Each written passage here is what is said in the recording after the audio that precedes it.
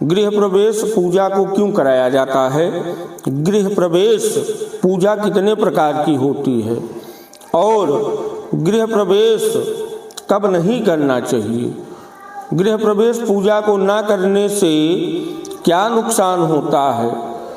नया घर लेने का भैया सबका एक सपना होता है कि हमारे पास एक अपना मकान हो जिससे हम और हमारा परिवार सुखी जीवन यापन करे।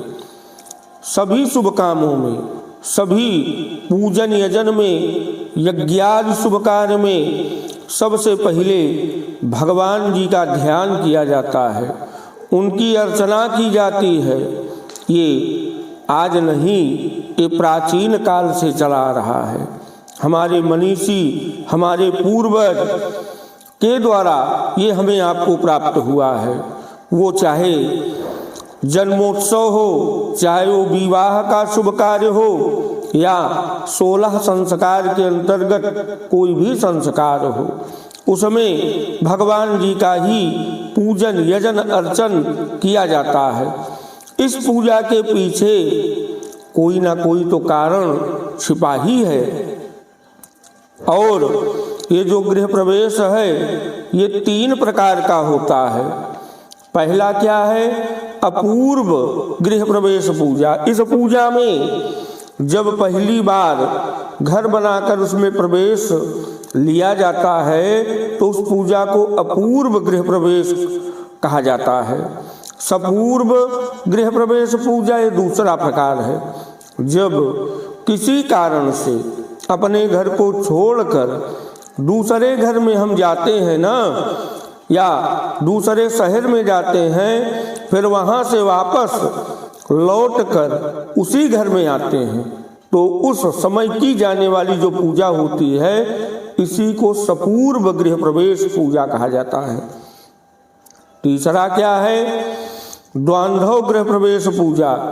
जब किसी आपदा या किसी परेशानी के चलते कुछ समय के लिए हम बाहर रहते हैं और पुनः उस घर को छोड़ करके उसी घर में हम आ पाते हैं, तो उस समय जो पूजा की जाती है उसे द्वांधव गृह प्रवेश पूजा कहा जाता है।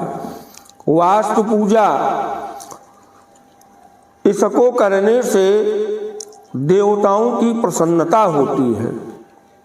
वास्तु शांति इसलिए किया जाता है कि हम आप जो मकान बनाते हैं 2, 4, 10 व्यक्तियों के रहने के लिए उसमें बहुत सारे छोटे छोटे जीव जंतुओं को हम मार देते हैं और औषधीय गुण वाले वनस्पतियों को खत्म कर देते हैं, तो वो भी दोष है।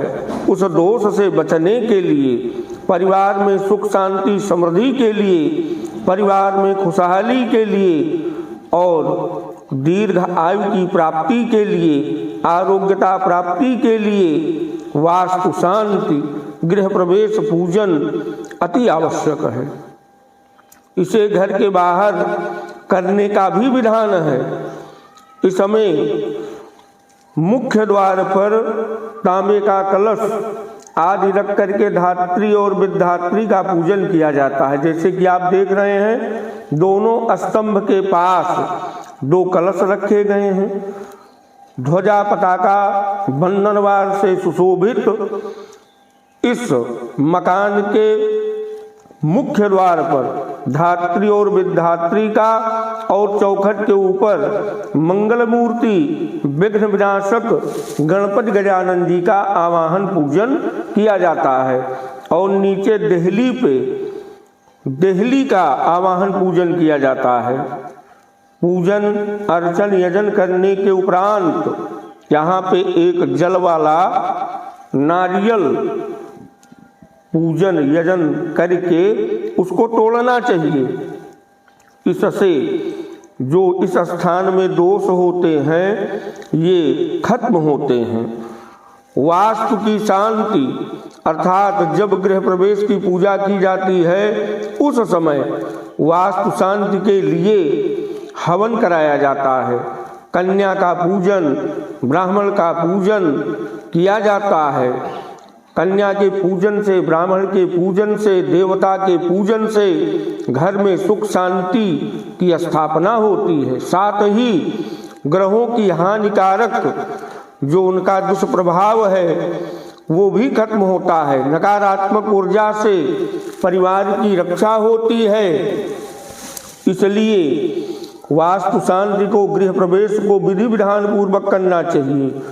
जब गृह प्रवेश करें उस समय जो नासिका आपकी चल रही हो, हाथ में जल युक्त वरुण कलश को लेकर के और धर्मपत्नी चतुर्मुखी दीपक को लेकर के घर में भगवान का, इष्टादि देवता का ध्यान, मनन, पूजन या अर्चन करते हुए, उनका ध्यान करते हुए घर में प्रवेश करना चाहिए। और घर के सभी कमरों में शंख निनाद के द्वारा, घंटी, घड़ियाल, वाद्य यंत्रों के द्वारा इनको बजाते हुए सभी कमरों में जाना चाहिए।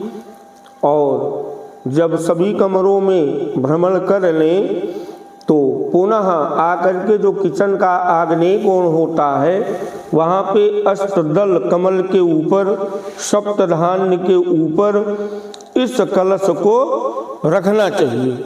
और किचन में जो भी किचन से संबंधित बर्तन है, चूल्हा है, ऊसल, ओखली, मूसल, सूप और झाड़ू, इन सब का पूजन करना चाहिए। जलस्थान का पूजन करना चाहिए, शयन कक्ष का पूजन करना चाहिए और स्तंभ का पूजन करना चाहिए।